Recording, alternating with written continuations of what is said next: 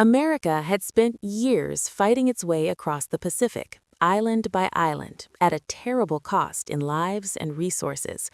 By the summer of 1945, everyone in uniform understood that the final invasion of Japan would be a nightmare.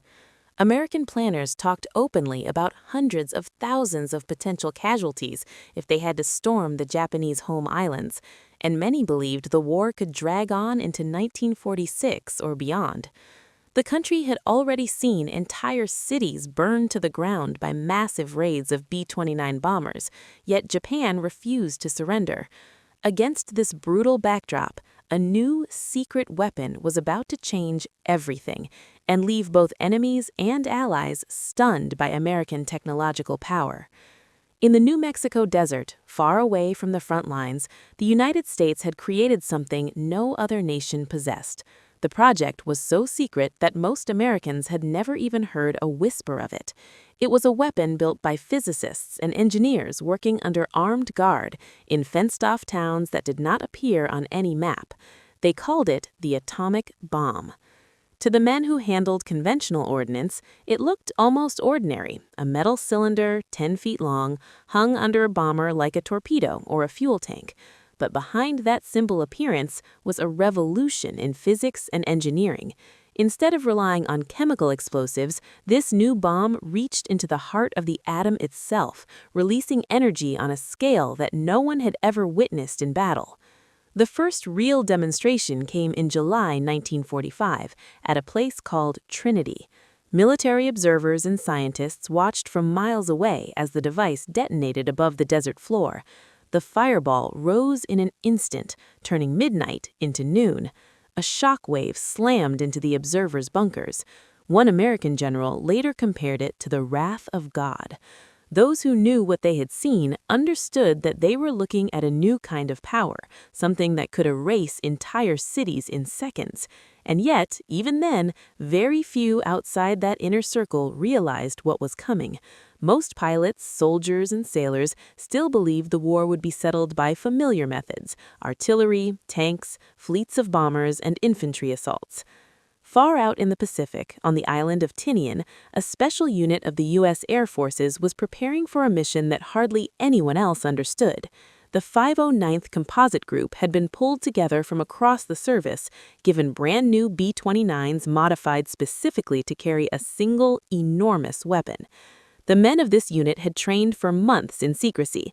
They practiced long-range flights, precise bombing runs, and sudden breakaway turns, but they were told almost nothing about the true nature of the cargo they would one day carry. They knew only that it was something unprecedented, something that could end the war in a single stroke. On the night of August 5, 1945, the crew of one of those B-29s attended their final briefing. Their aircraft had a name stenciled on its nose: Enola Gay. The pilot was Colonel Paul Tibbets, a calm, confident flyer with thousands of hours in the air. The men gathered in a stuffy room, listened to the intelligence officers describe the target, and studied maps showing the layout of a Japanese city many of them had never heard of before: Hiroshima. They were told that the city contained military factories, supply depots, and transportation hubs. They were told that this mission could help force Japan to surrender. They were not, however, given a technical lecture on nuclear physics. The bomb was described in simple terms, as a new device with extraordinary power. One man, the weaponeer on board, knew more than the rest. He had the responsibility of arming the bomb in flight. For everyone else on the crew, the full reality would only become clear when they saw what happened from 31,000 feet above the ground. Shortly after 2 in the morning on August 6th, the Enola Gay began to taxi. The weight of the bomb, nicknamed Little Boy, pressed down on the landing gear as the engines roared. The runway lights on Tinian stretched out into darkness. Tibbets pushed the throttles forward, and the bomber rumbled faster and faster until the wheels finally lifted off the ground. Inside the fuselage, the crew settled into their stations. The long flight to Japan had begun. In the bomb bay hung a weapon that looked, to an untrained eye, like a large metal box with fins, not so different from other bulky payloads these men had carried many times before. The difference was invisible, locked inside its uranium core. As the hours passed, the Pacific slipped away beneath them. The crew ate chocolate bars and rations, checked instruments, and tried to manage the tension in their own ways. Several other aircraft flew ahead and alongside, weather planes and observation ships, whose job was to make sure the target was clear and to record the results. Up front, the navigator hunched over his charts. The radio operator listened for coded messages confirming the final go-ahead. At one point, news came through that Hiroshima's skies were mostly clear. That meant a visual bombing run. There would be no hiding behind cloud cover, no guessing where the target lay. They would see the city with their own eyes at the moment they released the bomb. Approaching the coast of Japan, the Enola Gay climbed to its bombing altitude. Below them sprawled a peaceful scene that belied the storm about to be unleashed. Rivers glinting in the morning light, houses clustered in neighborhoods, rail lines converging near the center town. Hiroshima, from the air, looked like many other Japanese cities the crew had overflown. Bridges, streets, a trace of trolley tracks, a modern industrial settlement going about its morning routine. The target for the bombardier was a distinctive T-shaped bridge near the heart of town, perfectly placed as an aiming point. The crew tightened their oxygen masks and buckled their harnesses. The bomb bay doors opened, and a rush of thin, cold air blasted through the aircraft. Inside the bomb bay, Little Boy hung quietly on its cradle. In size and shape, it could have been mistaken for an unusually large conventional bomb. It did not glow, it did not hum.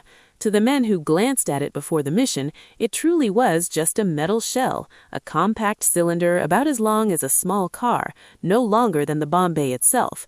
The mysteries were hidden inside, in carefully machined components designed to bring pieces of uranium together faster than anyone could imagine. Outside, the city lay unaware, residents starting their day, children walking to school, workers heading for factories. No one on the ground suspected that a single device dropped from a single airplane could do what would normally require an entire armada of bombers. At 8:15 in the morning on August 5th, the bombardier called out final corrections. The aircraft lined up on the aiming point. For a few seconds, every man at his post felt the world narrow down to a crosshair on a bomb site. Then, with a slight shudder, Little Boy fell away from the plane. The Enola Gay immediately banked into a tight turn, racing to put as much distance as possible between itself and the blast. Down below, the bomb tumbled silently through the thin air. For roughly 43 seconds, nothing visible happened. The bomb looked from the outside like nothing more than a falling piece of metal, no larger than the crates and pallets moved around on any airfield. Then the sky over Hiroshima erupted. A flash of light brighter than the sun lit up the cabin windows, even though the crew had turned their heads and wore dark glasses. A moment later, a shock wave slammed into the aircraft, tossing it like a toy ship on a violent sea. Men were thrown against their harnesses. Loose equipment rattled and clattered. It felt, some later said, like a giant hand had grabbed the plane and shaken it. That was the physical effect at a distance of miles. Closer to the blast, entire neighborhoods simply vanished into a boiling sphere of fire. When the crew steadied the aircraft and Tibbets completed his turn, they looked back toward Hiroshima. Where a city had stood only a minute before, they now saw something else entirely. A towering column of smoke and dust rose into the sky, widening at the top like a gigantic mushroom. At the base of that column, the city was no longer visible. In its place, the men saw what one described as a black, boiling mass, a churning carpet of destruction stretching across the center of the target. Streets, buildings, landmarks, all were hidden beneath flames and debris. To the naked eye, from that altitude, Hiroshima appeared to have been swallowed. One member of the crew opened his logbook and wrote a sentence that would become famous. "My God, what have we done?" It was a raw, unfiltered reaction in the middle of a military mission. Other men stared in stunned silence.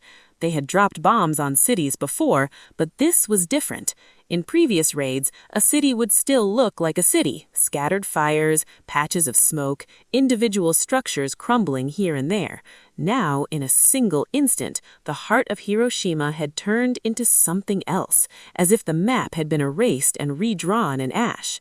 The contrast between the modest size of the device they had carried and the scale of the destruction below was almost impossible to grasp.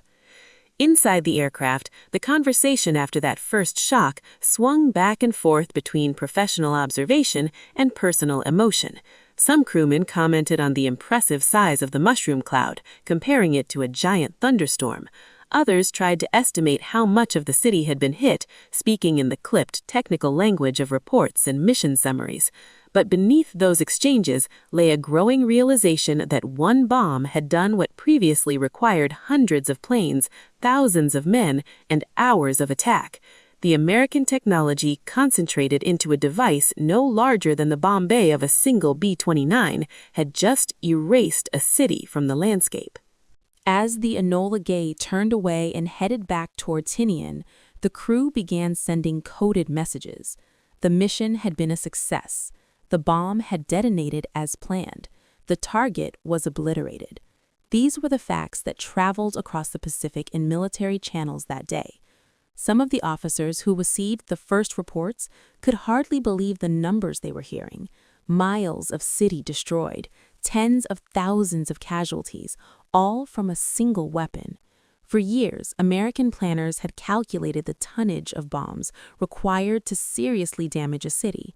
Now those calculations were obsolete, replaced by a new equation in which one device delivered from one aircraft could do the work of an entire air armada. On the island of Tinian, when the Enola Gay finally landed, the crew was greeted by fellow airmen and senior officers eager to hear their accounts.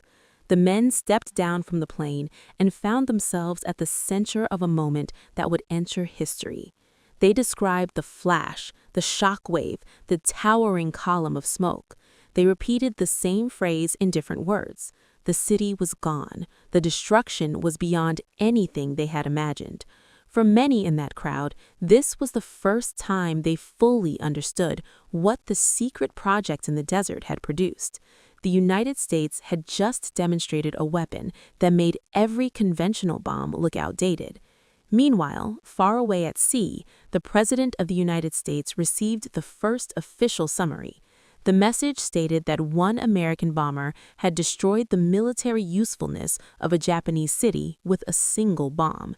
It emphasized the unprecedented explosive power, tens of thousands of tons of TNT equivalent, more than any previous bomb by an enormous margin. The report also made clear that this was not a one-time stunt. Additional bombs were being prepared. The United States could, if necessary, repeat this devastation on other cities. That knowledge, in the minds of American leaders and foreign observers alike, marked a turning point. The balance of power had shifted in a way that no nation, including the Soviet Union, could ignore. News of the attack spread through American media with a mixture of pride, awe, and a sense of grim necessity. Headlines spoke of a single bomb leveling a city, and radio announcers described a new era in warfare. Many Americans heard the president's words and felt a surge of national pride. The country that had been attacked at Pearl Harbor now possessed the most advanced weapon on Earth, a device that could force an enemy to surrender without a bloody invasion. For families with sons in uniform, the message was straightforward and emotionally powerful. This new technology might bring their loved ones home alive. This was the emotional core of the story for countless American listeners. At the same time, scientists and strategists were already thinking beyond the immediate victory. They understood that if the United States could build such a bomb, others could eventually follow. They knew that the demonstration in Hiroshima sent a message not only to Japan, but to every other major power watching the war's end, especially the Soviet Union. Any Soviet officer or engineer who studied the reports, even from a distance, had to grapple with the stark fact. American industry and science had leaped ahead into a domain that no other nation had yet reached. In a single mission, the United States had shown that it could harness the energy of the atom and deliver it across continents. Imagine for a moment the reaction in Soviet military circles when the full implications became clear. These were men who had fought brutal battles on the Eastern Front, who had measured power in terms of tank divisions, artillery barrages, and human waves of infantry. Suddenly, they were confronted with proof that the Americans had a weapon that could make all those calculations look primitive. One bomb, one plane, one mission, and a city was gone. The gap in technology was not only military, it was psychological. It told the world that American laboratories, factories, and air forces could produce miracles of destruction on command.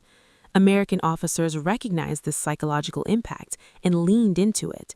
The language used in official releases and internal reports often emphasized how small the weapon appeared compared to what it could do.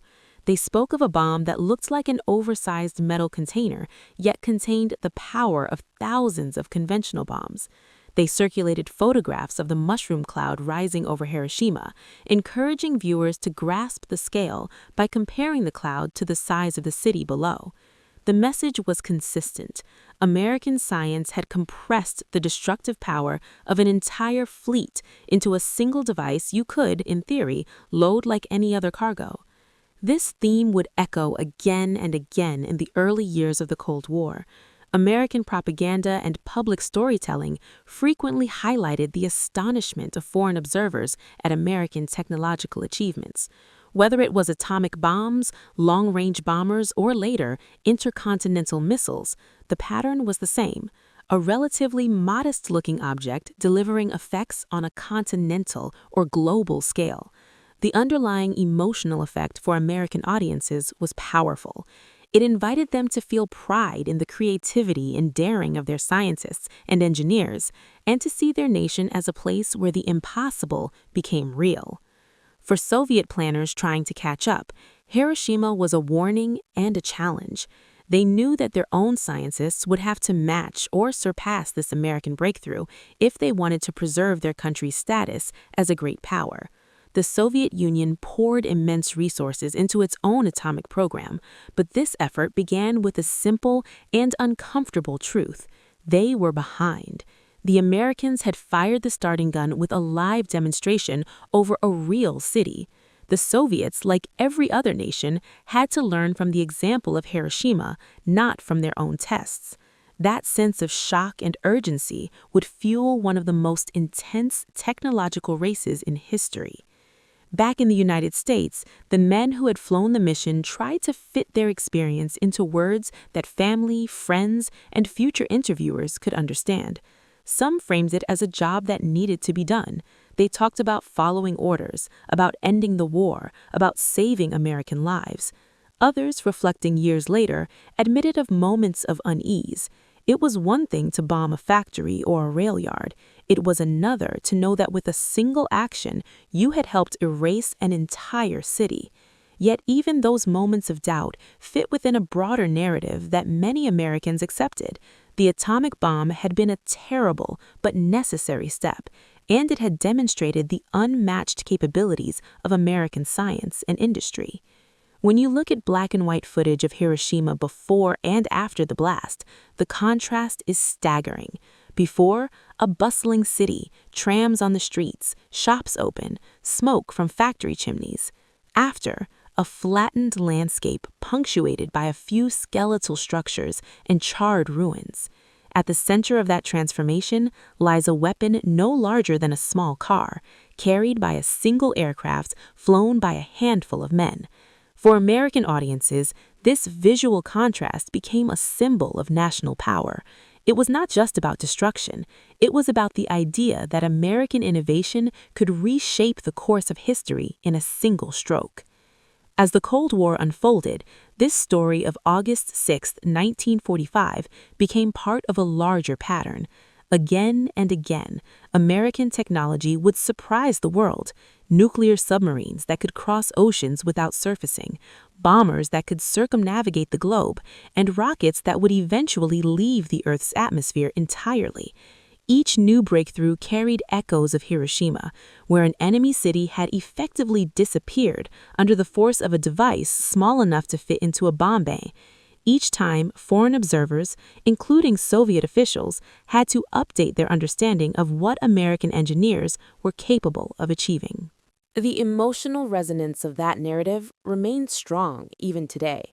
When people in the United States hear the story of Hiroshima from the perspective of the Enola Gay's crew and the officers who planned the mission, they often experience a complex mix of feelings. There is pride in the ingenuity and courage required to build and deploy such a weapon. There is fascination with the sheer scale of the technology, the idea that human beings can unlock forces once associated with stars and cosmic events. And there is curiosity, even a kind of morbid awe, about how it felt to be among the first to witness such power unleashed on a real city. At the same time, the story invites comparisons that reinforce the sense of American exceptionalism in that era. Just as many modern viewers feel a certain pride when they see accounts of how American industry and tactics outperformed German forces during World War II, stories of Hiroshima often emphasize how far ahead the United States was compared to the Soviet Union at that moment in time. Soviet decision-makers, hearing the news that a single American bomb had annihilated a Japanese city, were forced into a reactive stance. They could not claim to have matched or deterred that capability yet. In the strategic chessboard of the post-war world, the Americans had made a move that no one else could immediately answer. For American audiences watching or listening to this story now, it is easy to imagine Soviet officers in 1945 staring at maps and intelligence reports with a mixture of worry and grudging respect. They had to admit to themselves that the Americans had pulled off something extraordinary. The same country that had produced mass-produced ships, tanks, and aircraft on an unmatched scale had now leapt into the atomic age with a working weapon. From that point on, every Soviet war plan, every diplomatic strategy, and every scientific priority had to account for the hard fact that the United States had, with one mission, proven the concept of one bomb, one city. This is the heart of the narrative, a group of American airmen carrying a bomb that looked, at first glance, like a large metal box, flying over a city that seemed no different from many others, and returning to base with the knowledge that the world had changed forever. Their mission shocked an enemy, impressed allies, and stunned rival powers who suddenly realized how far American technology had advanced. The device they carried in their bomb bay was small enough to be handled by a few crews and loaded with a crane, yet its effects stretched across miles of urban landscape and decades of geopolitical memory. In the end, the story of Hiroshima on August 6th is not just about destruction, it is about the moments when the United States showed, in the most dramatic way possible, what its science, industry, and military could achieve when combined. It is about the image of a city vanishing beneath a mushroom cloud created by a single bomb the size of a small box. It is about the reactions of pilots who saw it happen with their own eyes, officers who read the reports in disbelief, and foreign powers, especially the Soviet Union, that suddenly had to reckon with a new reality. For American listeners, that story continues to evoke pride, fascination, and curiosity about how one mission, one aircraft, and one weapon could change the course of history.